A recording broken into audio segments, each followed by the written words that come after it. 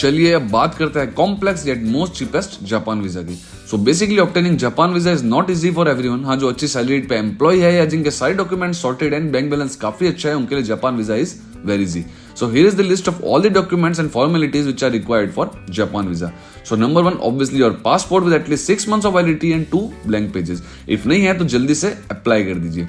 Also keep in mind अगर आपके पास कोई पुराना पासपोर्ट है जो कि एक्सपायर हो गया है, वो भी वहां चाहिएगा because Japan embassy needs to see your travel history.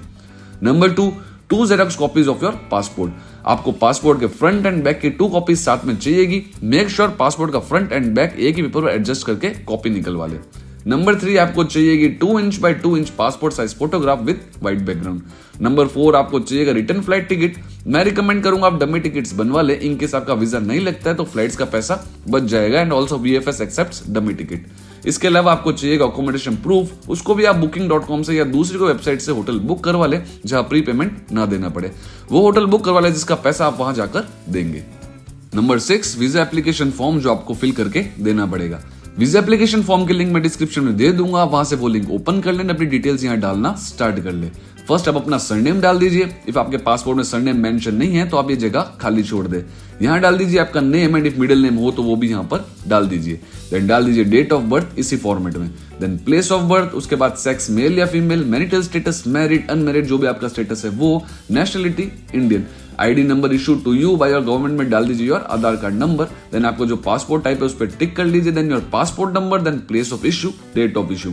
Issuing authority में डाल दीजिए RPO इंडिया। RPO का फुल फॉर्म है रीजनल पासपोर्ट ऑफिस, जिन्होंने आपका पासपोर्ट इशू किया था। देन डाल दीजिए पासपोर्ट की expiry date. Purpose of visit of Japan में डाल दीजिए टूरिज्म। जापान में जितने दिन स्टे करना चाहते हो वो यहाँ लिख लो। यहाँ डाल दीजिए आपके date of arrival in Japan, जिस डेट को आपकी फ्लाइट जापान में लैंड करेगी एंड यहाँ मेंशन कर ले उस एयरपोर्ट का नाम जहाँ आप जापान में लैंड करोगे। यहाँ आपकी एयरलाइन कंपनी का नाम एंड यहाँ आपके फर्स्ट होटल की बुकिंग नेम डाल दीजिए एंड उनकी डिटेल्स। आपको ये सब होटल्स बुक करवाते टाइम मिल जाएगी। पहले जापान ट्रैवल कर रखे हो तो उसकी डिटेल्स वरना ब्लैंक छोड़ दो। यहाँ आपका रेजिडेंशियल एड्रेस डाल दीजिए। देन यहाँ आपका प्रोफेशन लिख लीजिए एंड इफ किसी की कंपनी में काम कर रहे हो तो आपके एम्प्लॉयर की डिटेल यहाँ पर डाल दीजिए।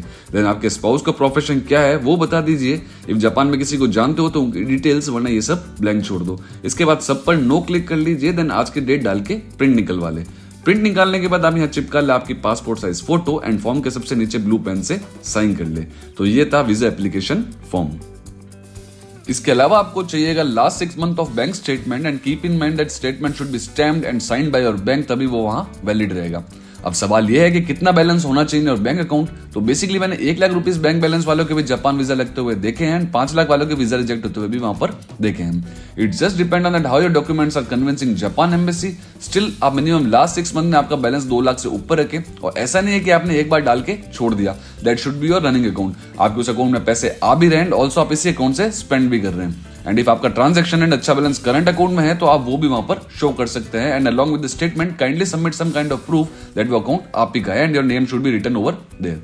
Like you can attach your GST certificate or any kind of company registration certificate. And if आपको डाउट है कि आपके बैंक बैलेंस के कारण आपका वीजा रिजेक्ट हो सकता है तो you should definitely add your investment certificates with bank statement like FD or any kind of bonds, mutual funds, and if you have any kind of other investment you can add it over there.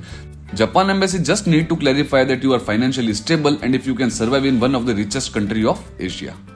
And the person who is working in any company और he is employ, then उस case में उनके bank statement के साथ में last 6 month की salary slip भी वहां पर अटैच होगी। इसके अलावा एम्प्लॉयज को अपनी कंपनी से लीव लेटर या NOC भी लेनी पड़ेगी ताकि वो भी वहां इन डॉक्यूमेंट्स के साथ में अटैच हो सके।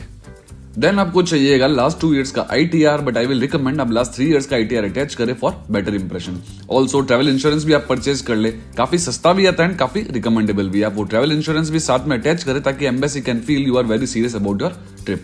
उसके बाद में अपनी डे वाइज आइटनरी बनाया, like on day 1 I will travel these places in Tokyo, on day 2 I will cover these places, on day 5 I will travel Kiso valley from Tokyo. And जो भी आपका सारा प्लान है उसका एक अच्छा presentation के साथ में आपका एक ट्रेवल प्लान बना ले एंड उसका प्रिंट आउट निकलवा ले। एंड एट लास्ट आपको चाहिए एक कवर लेटर जिसमें आप सब कुछ मेंशन कर ले। And basically this is one of the most important letter which will tell your fortune that आपका वीजा लगेगा या नहीं। मैं स्क्रीन पर अपना कवर लेटर शेयर कर देता हूं, आप अपने अकॉर्डिंग इसे कस्टमाइज कर ले। तो लेटर जाएगा visa officer, consulate general of Japan, Delhi, India. If आप मुंबई के एम्बेसी से अप्लाई कर रहे हो तो मुंबई, इंडिया।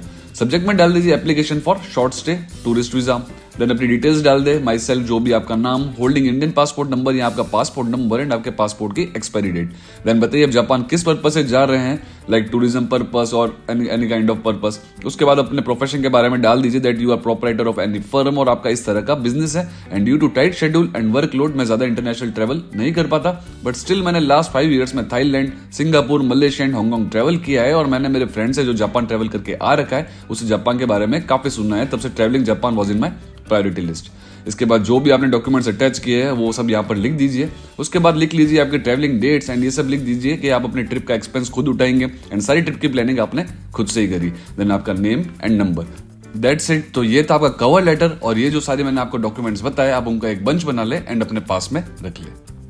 देन सारे डॉक्यूमेंट्स रेडी हो जाने के बाद आपको वीएफएस के वेबसाइट से अपॉइंटमेंट बुक करवानी पड़ती है एंड ये सारे डॉक्यूमेंट्स एक फोल्डर बना के उन्हें अपॉइंटमेंट टाइम पर दे दीजिए। They might even ask you some questions और इंटरव्यू यू एंड देन उनके सेटिस्फाइड होने के बाद आपको मिल जाएगा जापान का वीजा।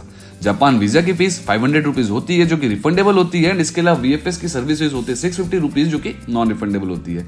उसके अलावा 550 रुपीज आपके सारे डॉक्यूमेंट्स कोरियर के थ्रू वापस मंगवाने हैं तो ऑल टोटल आपका वीजा कॉस्ट 1700 रुपीज तक पड़ जाएगा।